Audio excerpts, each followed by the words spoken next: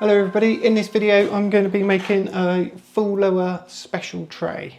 If you're making a special tray and a bite block, it's always a good idea to make the bite block first, especially if it's partial, because I find that once you've made the bite block and you remove it, you want the best possible model to be able to do that. However, in that process the teeth might fracture off. It's not as accurate as it was.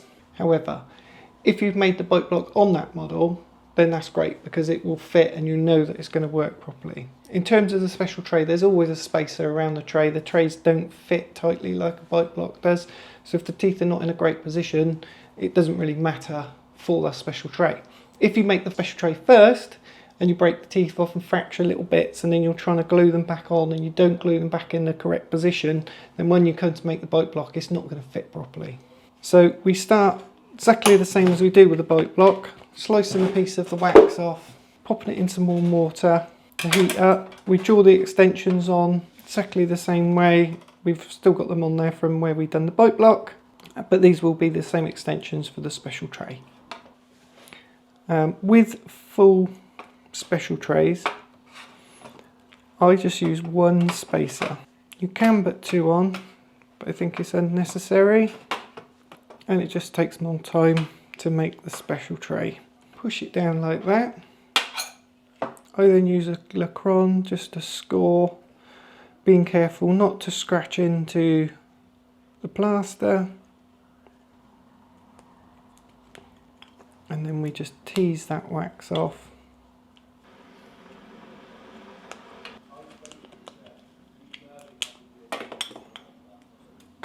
There we go. With this base plate, I tend to just heat it back up in water, put it back down, and just adapt it back in. Grab the special tray material, starting on one arch,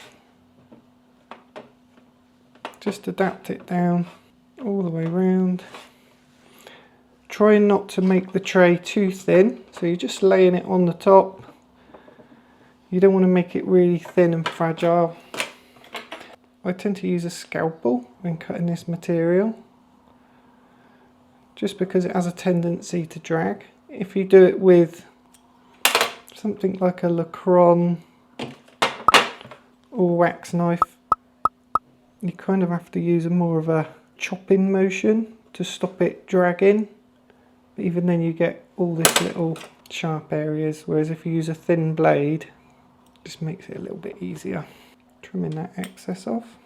Now I prefer using blue special trays, and the reason for that is that I find it easier to see the wax. You can differentiate between the wax and the pink, so if you was to push too hard on here, the pink would start showing through the blue a lot easier than it does with this pink material.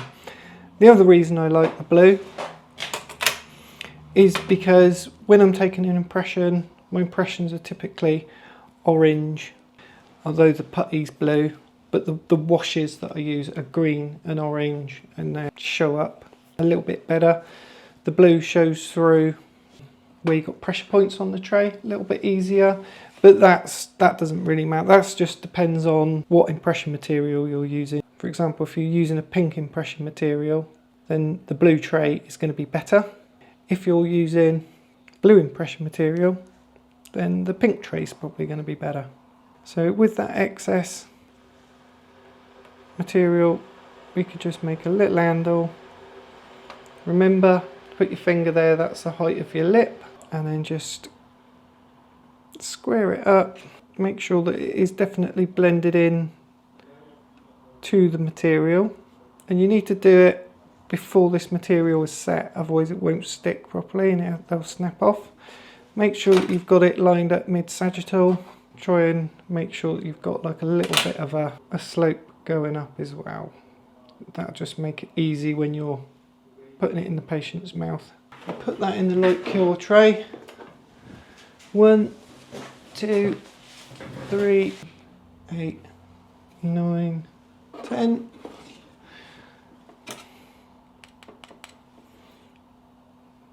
That's now Set, it's not set completely because we've only put it in for 10 seconds, but it should be enough that we can just gently tease out the wax. So once you've taken the wax out, just pop it back in. So once we put the tray in the light box for about 10 seconds, we remove the wax and then we put the tray back into the light box, but upside down to help it cure all the way through. The reason that we just tack it for 10 seconds is just to make sure that the shell of the light cure material sets properly, or just sets a little bit, enough to make it rigid that we can remove it. It might take more than 10 seconds in your light box. It might be more like 15 seconds, or it might be less. It might be 5 seconds. Depends on the quality of the lights. Typically, if the light bulbs are quite old, it will take a lot longer to get to that tacking stage than it will if the bulbs have been there for, you know, just a few months. And the reason that we do it is because the material, as it cures, it heats up, gets hot, melts the wax then sticks to it. Some people will say, put Vaseline on the model, put Vaseline on the wax before you're putting it on, which yes, you can do that. However, that Vaseline then interferes with the special tray when you're trying to take impressions. The silicone won't stick to it properly if you've got a little Vaseline over it. So then the argument is, well, okay, well then we can boil it off. Okay, so that's another step, putting the Vaseline on. It's another cost, putting the Vaseline on. It's another thing that you've got to have on your bench. Then you've got to have the brushes and things to put it on, so it's more tools.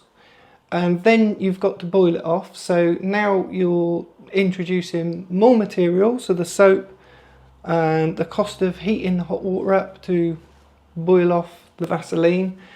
And then some people say, oh, well, don't worry about that because you can just seal the tray afterwards. And yeah, there are sealers and things. Again, it's just adding to the length of time that it takes to make a special tray. So if you tack it for 10 seconds, you take it off, put the tray back in, cure it. It's less time, it's quicker, it's cleaner. There's no boiling of water or soap or anything involved.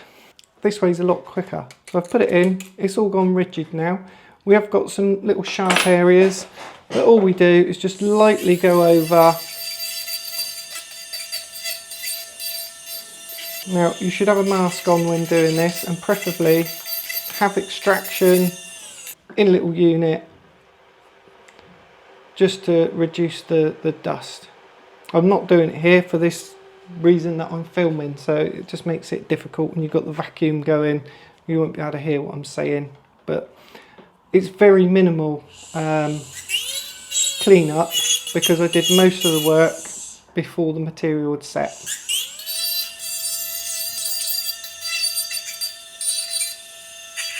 So a little bit of clean up. That's a really good tray. If anything, I would say it's a little bit overextended in areas. When you're making a special tray like this, it's better to have it underextended because we can build those margins up with the putty when we're taking the impression. Whereas if they're overextended, we've then got to trim bits off whilst the patient's in the chair, which is messy, and yeah, we don't really want to be adjusting the special trays in the chair unless we really have to. So keep the trays underextended where possible. Maybe the tray's a little bit on, the tray handle's a little bit on the short side, but otherwise it's a perfectly good tray and didn't take very long. Thanks for watching, hope you found that useful. I will see you guys in the next one.